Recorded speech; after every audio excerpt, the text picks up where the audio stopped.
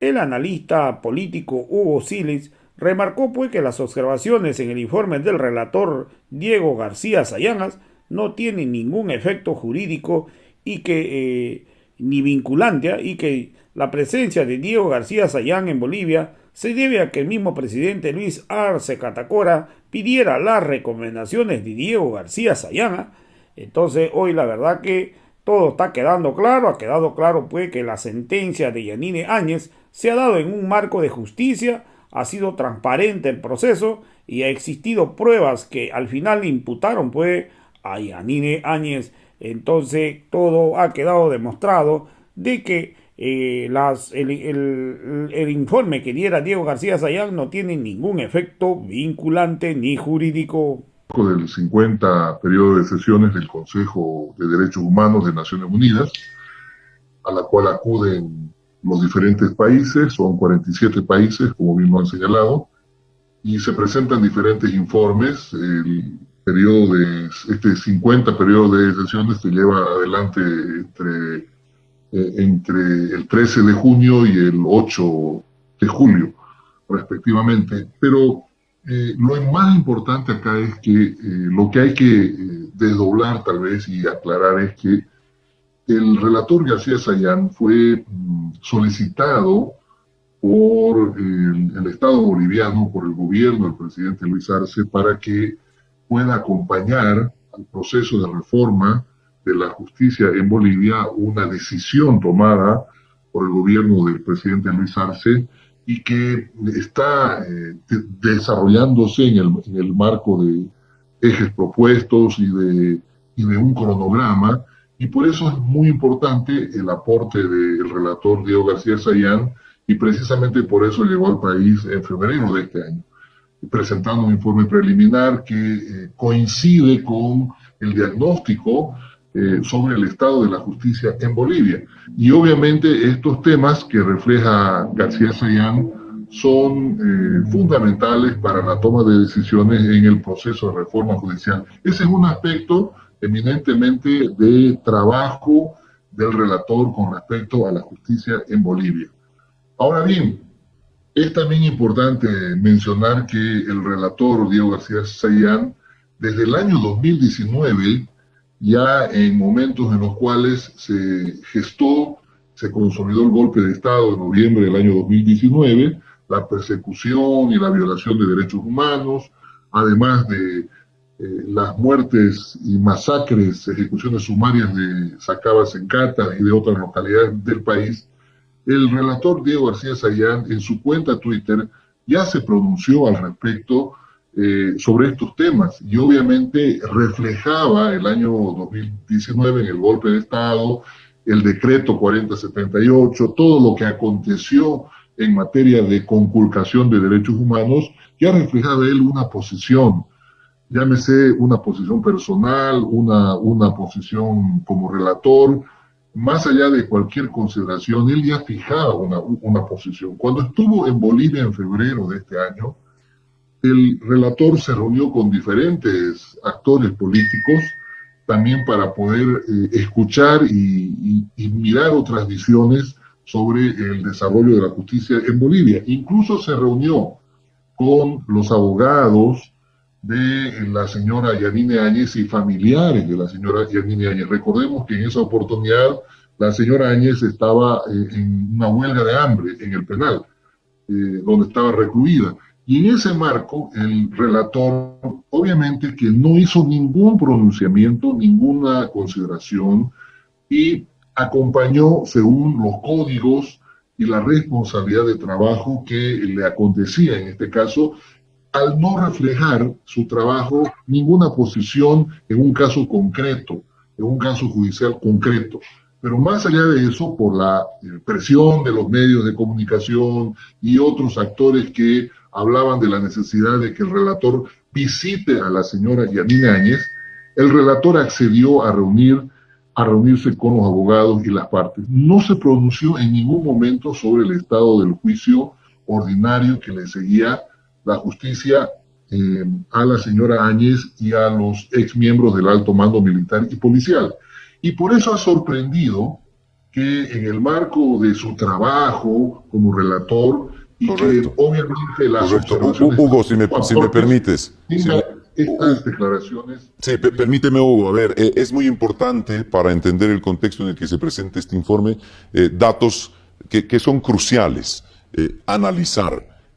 Primero, Sayán hace un diagnóstico, un trabajo, un estudio al sistema judicial, se reúne con abogados, ha señalado varias falencias que tiene que ver incluso con la academia, con cómo se forman los abogados y algunas denuncias que han hecho algunos abogados en el sentido de que hay algunas dificultades para trabajar en el ejercicio de sus funciones. Ok, estas recomendaciones serán muy importantes definitivamente para la transformación en el sistema judicial que ya emprendió el Estado boliviano incluso antes de la visita de Diego Sayán, por un lado. Por el otro, me parece crucial entender el punto número 9 de las recomendaciones que hace Sayán en su informe y que tiene que ver con la crisis del 2019, Hugo, y que señala claramente que las víctimas de Sencata o Ayani y de lo que ha ocurrido el 2019 en nuestro país han pasado 2 años sin justicia.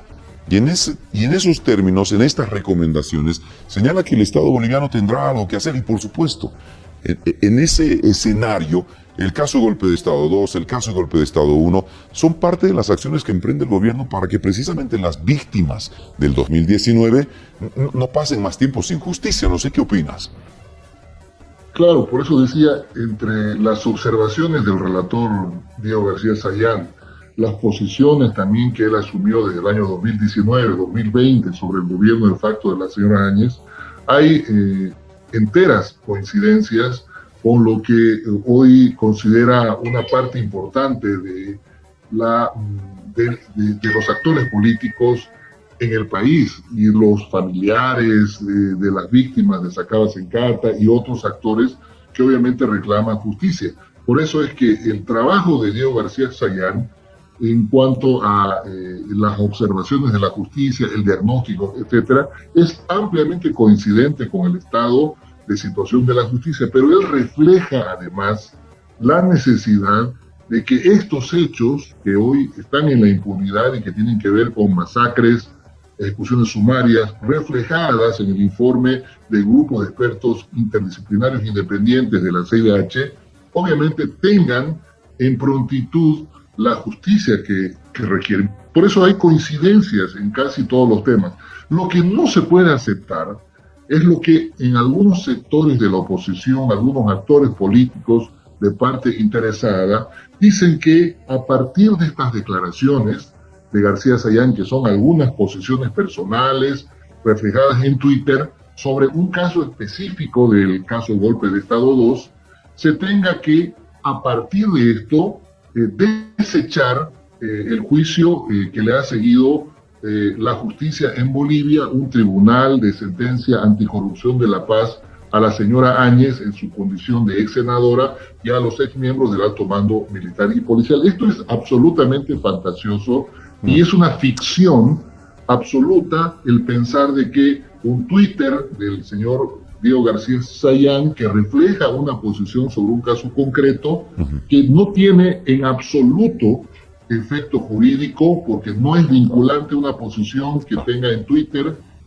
sobre un caso de cosa juzgada, de un proceso de juicio constitucional que finalmente se le exigió a la señora Áñez. Y obviamente este es un tema que está ventilándose a través de diferentes medios de comunicación como si fuera que esta relatoría que hace Diego García Sayán es concluyente, vinculante y tiene algún efecto sobre el juicio ordinario que ya ha pasado y que ordena la sentencia de cárcel de 10 años para la señora Áñez. Esto no tiene sentido, es una ficción absoluta. Y es valorable, insisto, el trabajo de García Sayán en cuanto a la solicitud que hizo el gobierno boliviano para que acompañe el proceso de reformas de la justicia en Bolivia, porque obviamente las observaciones son válidas y seguramente el gobierno en las mesas de trabajo anunciadas ya en los ejes temáticos que tienen que ver con acceso a la justicia, independencia de la justicia, presupuestos y otros, obviamente tiene que trabajar. Hugo, te lanzo un dato más a propósito de lo que acabas de mencionar y esta actitud desde la oposición de agarrar o los twitters del relator García Sayán, ¿no? Para insinuar que el caso Golpe de Estado 2 debería de ser revertido, etcétera, etcétera. A ver, Sayán ha señalado en un determinado momento juicio justo, y son los términos que utiliza la oposición para decir, no hubo un juicio justo y por eso se debe anular el proceso. A ver, seamos serios y seamos responsables, sobre todo con nuestras audiencias, con el pueblo boliviano, que está muy pendiente de este proceso y que además demanda justicia, verdad y memoria. Ok, primero, Sayán hizo referencia a un juicio justo o un juicio de responsabilidades para Áñez, ¿no? Para cualquier presidente, independientemente de cómo hayan llegado a asumir la presidencia, entre comillas, porque habrá que recordar en los hechos tácitos que hubo una ruptura del orden constitucional claramente establecido en el sistema judicial boliviano. Y hago hincapié en esto, Hugo, porque es muy importante entender lo siguiente. Áñez fue juzgada y sentenciada en el caso Golpe de Estado 2 en su condición de senadora. En su condición de senadora antes de tomar el poder, ¿no? Porque ahí hay que hacer un análisis serio y responsable, más allá de los discursos en la oposición que señalan, ¿no?, los twitters de Sayán para insinuar que no se está haciendo justicia o que hay injerencia política en el sistema judicial. Creo que este tema o este punto, Hugo, debe ser o debe estar totalmente esclarecido, ¿no crees tú? Así es, la justicia constitucional en Bolivia, a través del juicio ordinario respectivo del Tribunal de Sentencia Anticorrupción de La Paz, definió los tipos penales, incumplimiento de deberes y resoluciones contrarias a la Constitución, las actuaciones de la ex senadora Yanine Áñez, no aplicables, en este caso, estos actos de incumplimiento de deberes y resoluciones contrarias a la Constitución, a la Ley 044. Sobre el juicio de responsabilidades, es un tema que también tendrá que definirse en la justicia constitucional, tendrá que pronunciarse el Tribunal Constitucional, el Tribunal Supremo, la Asamblea Legislativa Plurinacional. Ese es otro ámbito donde serán juzgados o no los hechos que corresponden allá a la gestión de la señora Áñez. Pero en cuanto a este juicio ordinario, está claro de que todos los procedimientos que las partes tuvieron en ejercicio del debido proceso, es decir, presentaron incidentes y una serie de objeciones, de formas, en todo caso, que les otorga el mismo Código de Procedimiento Penal y el debido proceso, y estos fueron absorbidos, y precisamente la tipología de los delitos cometidos está en el Código Penal. Los artículos 153 y 154 son constitucionales para la aplicación de este juicio, y eso es lo que vale. Imagínense si tendrían que desechar todo esto, todo el proceso de pruebas acumuladas, las pruebas documentales, todas las actuaciones de la señora Áñez entre el 10 y el 12 de noviembre, que es lo que se juzga y lo que se sentencia, y a partir de ello, a partir de un Twitter, de una opinión que obviamente se respeta, se tenga que desechar todo un juicio que ha tenido a las partes en contienda jurídica, judicial, desechar todas las pruebas, todas las actuaciones, los testimonios, las declaraciones de los testigos, etcétera. Todo ese proceso de ninguna manera podría ser desechado, y obviamente, por eso dije, esta es una ficción que almacenan algunos actores políticos como una forma, tal vez, de salir al paso frente a una inminente condena que tiene la ex senadora Áñez por los delitos que ya han sido reconocidos por un tribunal de sentencia y condenada a 10 años de prisión. Y precisamente en ese contexto, lo que ha dicho García Sayán es parte, tal vez, tan solo de una posición personal que él asume, pero que no representa de ninguna manera un carácter vinculante o tenga efectos jurídicos. Eso hay que dejarlo claro. Sí. No hay posibilidad alguna de modificar y de desechar un juicio que ya tiene sentencia. Correcto. Y que prácticamente está al cierre de ser cosa juzgada. Eso de ninguna manera podría ir para atrás.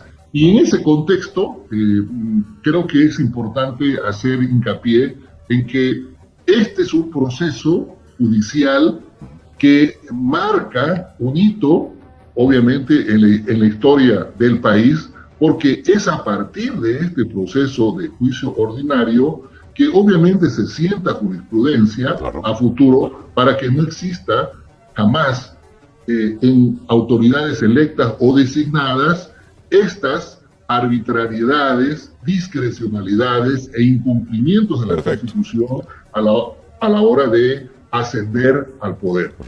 Correcto. Hugo, te agradezco muchísimo este tiempo porque y quiero refrendar lo que acabas de señalar.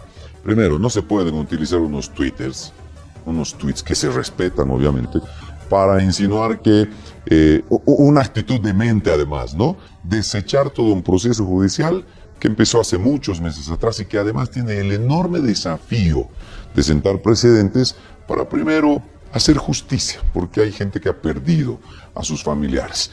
Y claro, transformar nuestra historia, ¿no? Y entrar en el escenario de la reconciliación.